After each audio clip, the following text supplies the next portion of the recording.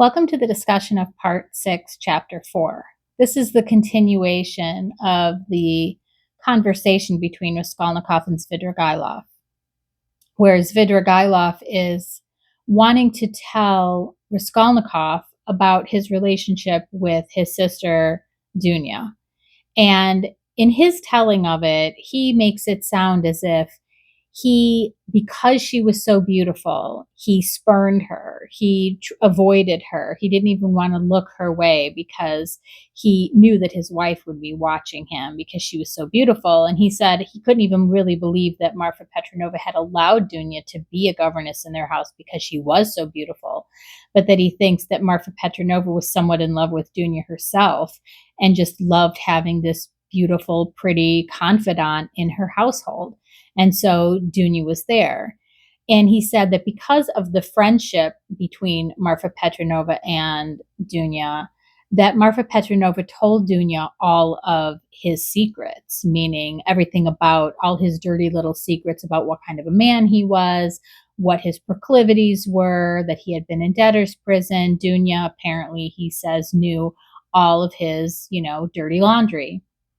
And that because of this, she felt like she had a mission to save him from himself, to bring him back into the light, to turn him toward God. And so she was the one who approached him first. Firstly, he says, to reprimand him for his unwanted advances toward one of the newer maids in the house, who was very upset by his advances. And then he says it continued on as he would flatter her about her purity and her chasteness, and that she was very motivated to help him turn a new leaf, which he was pretending like he was doing because of her influence, and that he was creating this relationship.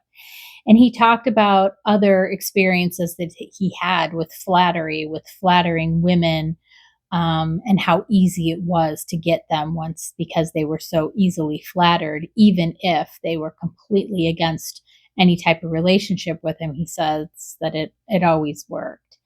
And as he's going through the conversation, he's drinking more and more. He's saying more and more. He keeps catching himself and being like, oh, I've drunk too much. I'm telling you too much. And he kind of, the more that he drinks, he relays more information. And it just shows how much of a debauched lifestyle that he leads, and just what kind of a disgusting person that he is. And it kind of comes across that he's like into kids, like he's into very young girls. And he talks about how he had gone to this club and it was like like a gentleman's club, a dancing club, and there had been this young teenage girl there, and he befriended the mother just so that he could get close to the girl. And then he talks about his betrothed, this new girl that he's been set up with. The family has set up their daughter with him, even though she's only 16, not even 16 yet, and he's in his 50s. They've set this up because they are needing her to marry somebody wealthy, and he is coming along and saying that he wants to marry her. And so this is an arranged marriage, and he's, plying her with gifts, and Raskolnikov's completely disgusted by all of this. He just thinks that it's disgusting that he would arrange a marriage with a girl who's like 40 years younger than him, and that he's so proud of his debauched lifestyle. And he finally, towards the end of the conversation that they're having in the tavern, tells him that he's disgusted with it.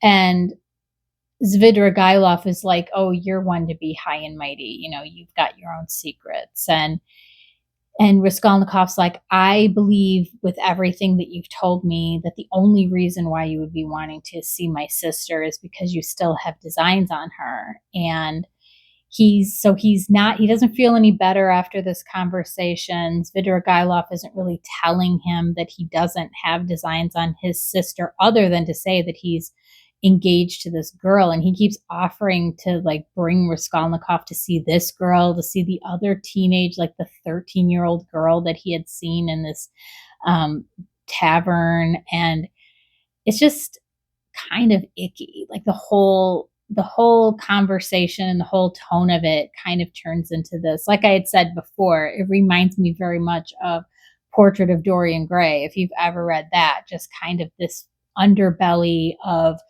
society where the worst things happen, by these people who have a lot of money and they can buy whatever they want. And he can buy whatever he desires. And apparently he really desires young, beautiful women, very young.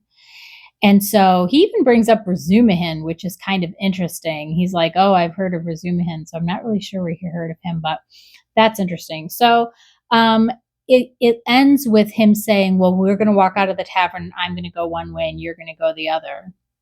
And Raskolnikov doesn't necessarily agree to this, but they walk out and he says it again. He's like, whatever way you walk, I'm walking the other direction.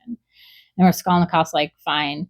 And so he heads off. Svidrigailov heads off towards the Haymarket, but Raskolnikov doesn't turn the opposite direction. He follows him because he doesn't trust him. He doesn't know what he's up to, and he wants to know what he's going to do. And so in the next chapter, we'll find out where Svidrigailov goes and what his plans are for Dounia.